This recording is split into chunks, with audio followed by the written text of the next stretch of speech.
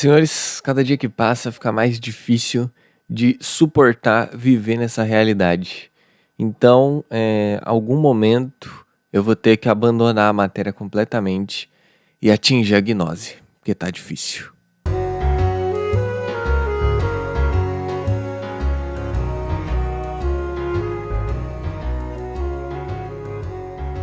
Ultimamente eu tô passando numa fase da minha vida que tá me deixando muito mais ansioso do que normalmente eu sou, e eu sou muito ansioso normalmente. Então, é muito difícil pra mim arrumar um tema que não seja sobre isso, mas eu consegui, e é um bom tema. Eu gosto muito desse tema. Eu vou falar de Blue Period, mais especificamente do arco onde o nosso protagonista e um amigo dele se tornam professores.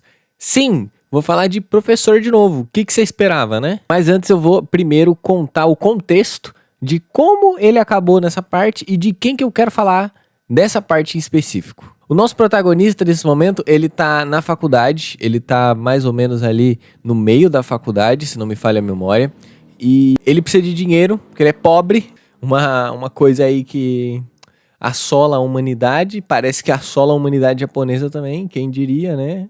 Dinheiro é uma praga. Ele acaba conversando com a antiga professora de arte dele da escola e ela fala assim: me ajuda aqui na minha escolinha, no meu curso de pintar, de desenhar. E quando ele vai, um amigo dele acaba também que tá precisando de dinheiro, porque ele tá a fim de ver uns museus lá na Europa. Ele fala assim: vou também. Aí ele, mas nem te chamei. Aí ele, perguntei.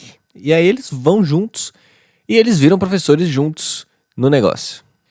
Eu quero falar aqui mais especificamente do amigo do protagonista, porque ele é um personagem que até o momento ele é muito misterioso, né? A gente não sabe muita coisa sobre ele. A gente sabe que ele pinta, o mangá é sobre isso.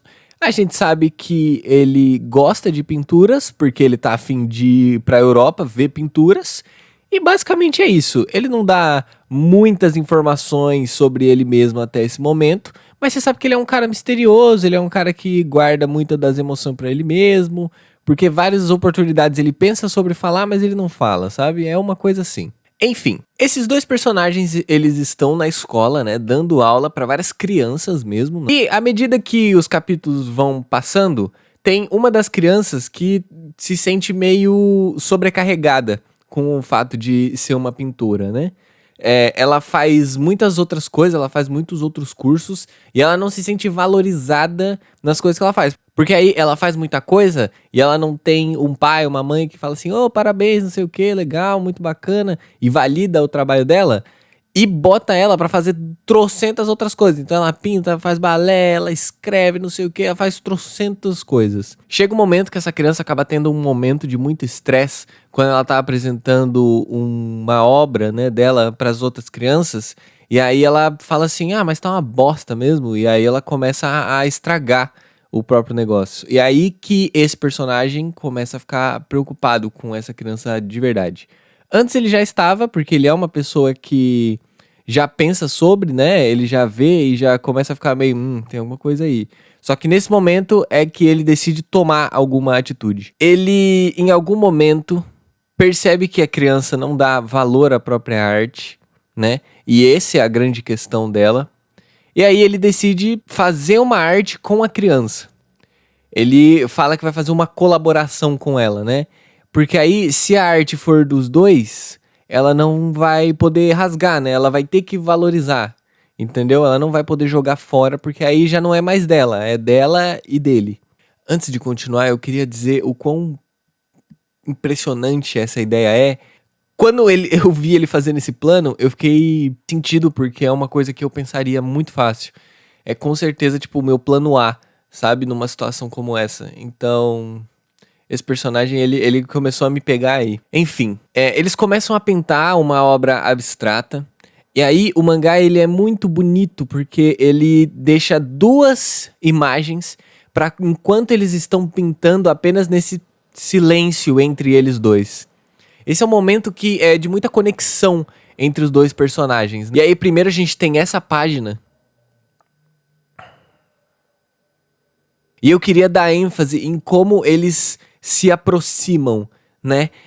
São só dois quadros dos dois pintando um de frente pro outro, mas o primeiro quadro eles estão perto, né, do próprio corpo. E no segundo, eles estão mais próximos da outra pessoa. É um jeito muito sutil de mostrar que eles estão se aproximando. E o quadro seguinte, eu acho que reforça essa ideia. O quadro seguinte, ele é só os pincéis, né? Ele é só essa parte aí. Além de mostrar que os dois, eles estão, assim, se aproximando, tá mostrando que eles estão juntos ali, entendeu? No terceiro quadro já é um pouquinho mais difícil de você entender qual pincel é qual, porque no segundo eles estão muito próximos, você não sabe se eles se cruzaram e tal. É óbvio que com um pouco de observação você entende qual é qual, né? Mas quando você passa assim um olho rápido, você só vê esse formato em V, depois esse formato em Y e depois essa linha. Você fica mais assim, tipo, opa, calma, acho que perdi alguma coisa. Porque é sobre isso, entendeu? Eles estão se conectando, eles estão se juntando através dessa arte. Eles estão fazendo essa arte juntos. Mas essa arte não é só sobre pintar coisas num papel, é sobre se aproximar da pessoa que tá pintando com você. É isso que ele quis fazer com essa colaboração. É isso que ele quis, né, mostrar pra essa criança. Essas partes sem falas, elas são muito boas, elas são muito pesadas, né? Elas têm muito impacto, mas pessoalmente o que ele fala depois, pra mim, é uma das coisas que eu mais peso na minha vida inteira, assim. Se você já viu alguma descrição desse canal, você sabe que tem uma dessas coisas escritas em uma das descrições desse canal. Eu não lembro de qual vídeo, o amarelo, acho, sei lá. E aí, eu queria falar balão por balão, ou pelo menos frase por frase junta, né, de cada coisa que ele fala, mas a página é essa. E a primeira coisa que ele fala é: eu gosto de pinturas, e eu gosto de pessoas que pintam, eu mesmo pinto. Ele tá falando pra criança que ele é uma pessoa que está inserida nesse meio. Ele tá se colocando no mesmo lugar que a criança, entendeu? A criança também é uma pessoa que pinta. E a criança também gosta de fazer essas coisas. Ela só tá se sentindo mal e sobrecarregada. E ele tá se colocando no mesmo lugar que ela. Nesse momento aqui, ele tá falando quem ele é pra essa criança, mesmo que ela já saiba. Só pra ela entender que eles estão ali no mesmo nível, né? Que eles são a mesma coisa naquele momento, naquela arte colaborativa. Isso faz parte da arte. Depois ele segue com: porém, quanto mais eu aprendo sobre as pessoas que fazem isso, mais eu penso em como não posso ser como eles. Todo esse quadro é baseado nessa primeira coisa que ele fala. Então, todas as coisas que ele vai falar aí serve para ele se conectar com essa criança, para ele mostrar que ele e essa criança estão na mesma situação. Só que essa frase é muito, muito pesada, porque não só ele tá falando sobre a criança, mas ele tá falando dele mesmo.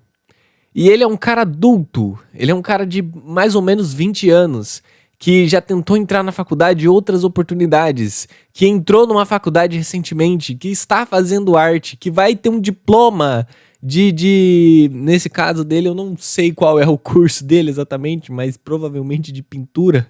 E ele tá dizendo que por mais que ele ame pintar, e por mais que ele faça isso, ele não é um artista. É isso que ele tá dizendo. E é por isso que ele teve essa necessidade de falar com essa criança. E é por isso que ele reparou sobre as dores dessa criança. Porque as dores dessa criança são as mesmas das dele. Ele tá querendo dizer sobre as coisas que ele queria dizer, que são as coisas que passam pela cabeça dele, que são as angústias dele, pra ele, não só pra criança. E ele continua: admiro as pessoas que continuam movendo o pincel mesmo chorando. Não importa o quão miserável isso seja e nem o quão indigno de elogios isso possa ser. E aí, se você viu eu falando de mangás, se você viu meu vídeo roxo, você viu a minha angústia, o meu desprazer em falar em como essa sociedade não admira artista, não admira, mas não incentiva pessoas a se tornarem artistas, porque não é esse o mundo que a gente vive.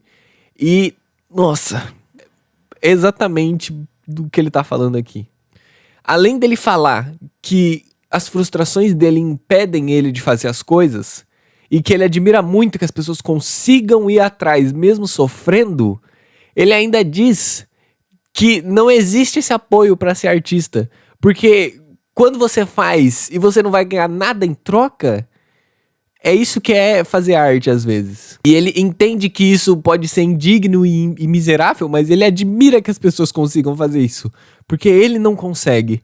Porque ele não é como as outras pessoas. Entendeu? Ele não é um artista. Ele não acredita que ele é um artista porque ele não entende, ele não sente esse valor que ele admira tanto nas pessoas que ele admira.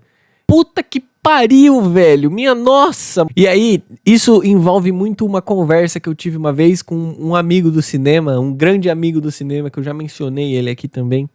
Mas uma vez a gente estava conversando e aí ele me disse algumas coisas na linha de: artistas têm que entender que arte é inútil.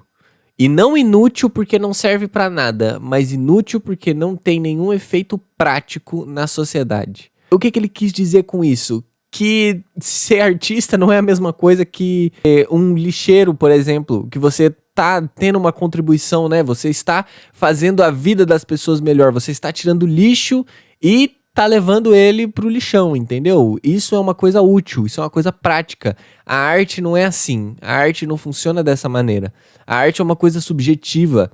A arte é uma coisa que você pode achar horrível e outra pessoa pode achar lindo. Você pode achar muito significado e a outra pessoa pode não entender nada. E etc, e etc. Nesse momento, o personagem, ele não só tá dizendo que isso pode ser indigno e miserável, mas ele tá dizendo que ele não entende essa inutilidade da arte. E é por isso que ele não é igual às outras pessoas que fazem arte. E aí ele conclui com: você é verdadeiramente incrível por mergulhar de cabeça. Ele está falando com a criança. Nesse momento aqui, ele para de falar com ele mesmo, que ele estava falando antes. Ele estava dando esse discurso sobre ele. E aí ele começa a falar para a criança. Porque é isso que a criança está fazendo. Só que além de falar com a criança, a gente que lê e a gente que é pessoa que faz arte tá sendo conversada também. Essa mensagem não é só do personagem para criança, mas também do autor para as pessoas que leem. E é uma coisa que é muito difícil de você ouvir. Se você não tá nesse meio, se você vive uma vida normal, é muito difícil você ouvir: eu estou orgulhoso que você está mergulhando de cabeça nessa coisa que é indigna e miserável, que é fazer arte. E que não tem propósito nenhum. Puta merda, velho, eu amo esse mangá, vai tomar no cu. Desculpa, esse mangá é bom demais pra eu não ficar emotivo, entendeu? É muito bom. Depois que ele conclui essa arte colaborativa com a criança, o pai da criança chega. E aí, quando ele vai guardar a pintura dos dois, ele começa a rasgar a pintura. E aí o cara tem que impedir ele, fala assim: não, calma aí, pelo amor de Deus, não rasga isso. E aí ele tem outros momentos mais sobre dele ficando com raiva, só que aí depois ele percebendo que essa raiva é meio que injustificada, porque o pai não tem noção das coisas.